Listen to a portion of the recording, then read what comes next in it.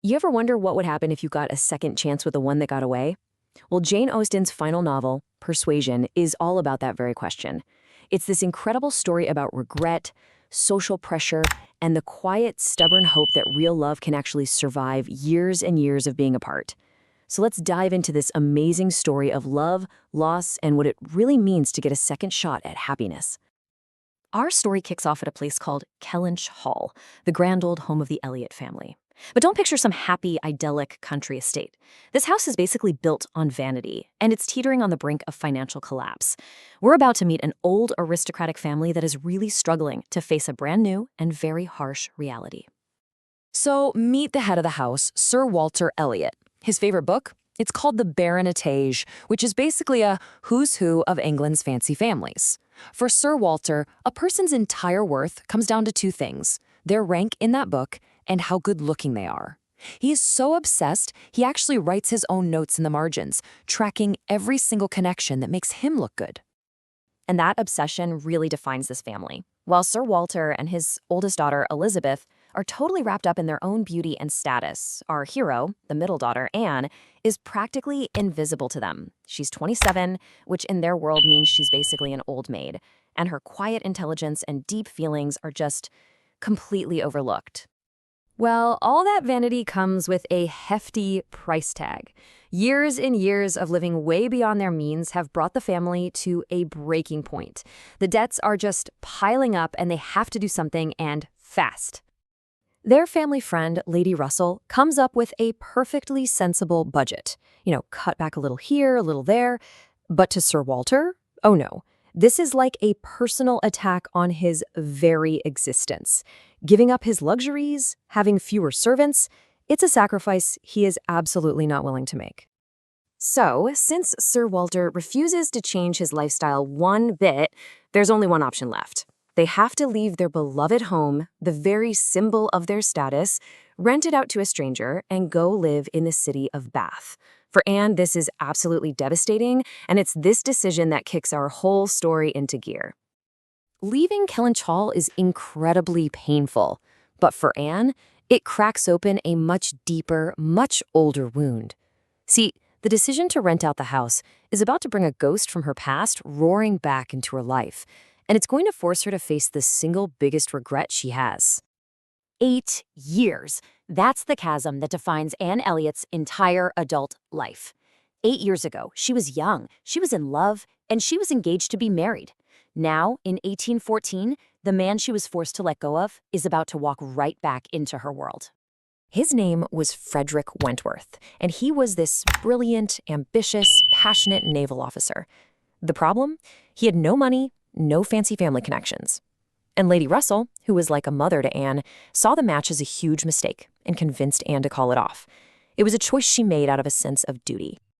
And this right here, this tells you everything you need to know about the cost of that decision. For 8 long years, Anne has lived with this soul-crushing regret. She's never, ever stopped believing she made the wrong choice, that she traded true happiness for a little bit of social security. And here comes the kicker, the big, painful irony of the whole story. The new tenant moving into Kellynch Hall? It's Captain Frederick Wentworth. The penniless sailor is now a war hero, and he's rich. He made his fortune in the Navy, and now his money is propping up the very same family that decided he wasn't good enough for them. But you have to understand, he has not forgiven her.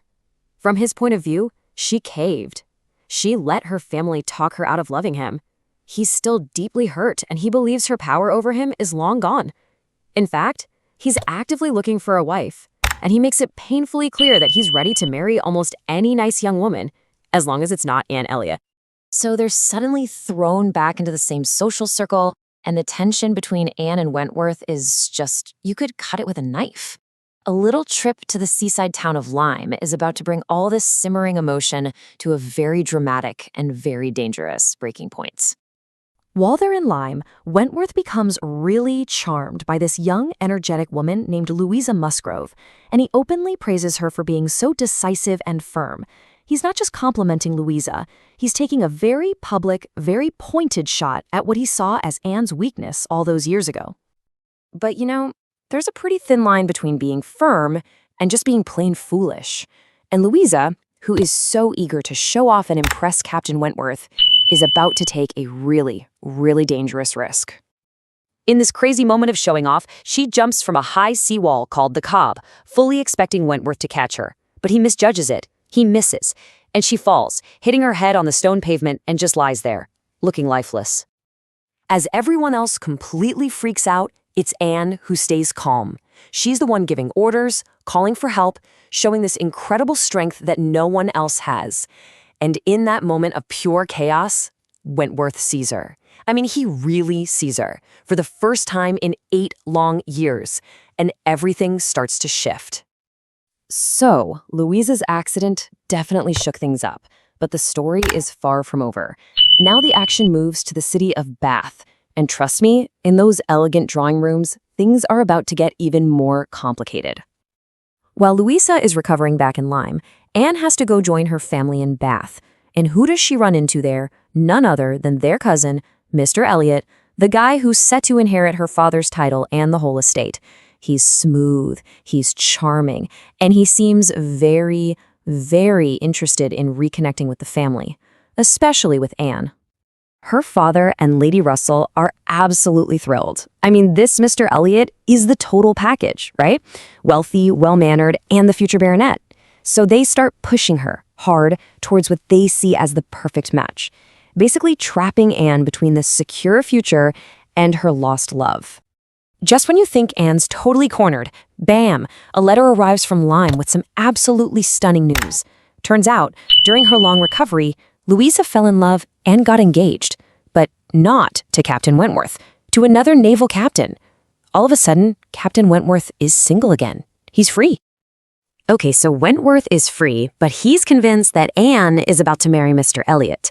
All the pain, all the regret, all the unspoken feelings from the last 8 years are about to come to a head in one final, unforgettable scene. So they're all in a hotel in Bath, and Anne gets into this conversation with Wentworth's friend, Captain Harville. They're debating a classic question. Who feels love and loss more deeply, men or women?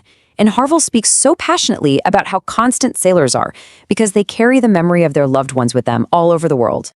Wentworth overhears Anne fiercely defending a woman's ability to love the longest, even when there's no hope left. And it's like a light bulb goes off in his head. He realizes he has been wrong this whole time. While everyone's talking, he's at a nearby desk, frantically scribbling a letter. He slips it into her hand, and in it, he just pours his heart out, telling her he's never stopped loving her and begging for a second chance. That letter, it just changes everything. They finally talk, clearing up all the misunderstandings. And what they discover is that those 8 years of pain and separation didn't destroy their love. Nope, they forged it into something stronger, deeper, and more real than it ever could have been before. And that's the beautiful idea Persuasion leaves us with. It suggests that, yeah, maybe it can. That real, lasting love isn't just about that first spark of passion. It's about maturity and understanding, and the incredible joy of finding your way back to the person you were always supposed to be with. It really makes you wonder, doesn't it? Is a love that's been lost and found again maybe the truest kind of love there is?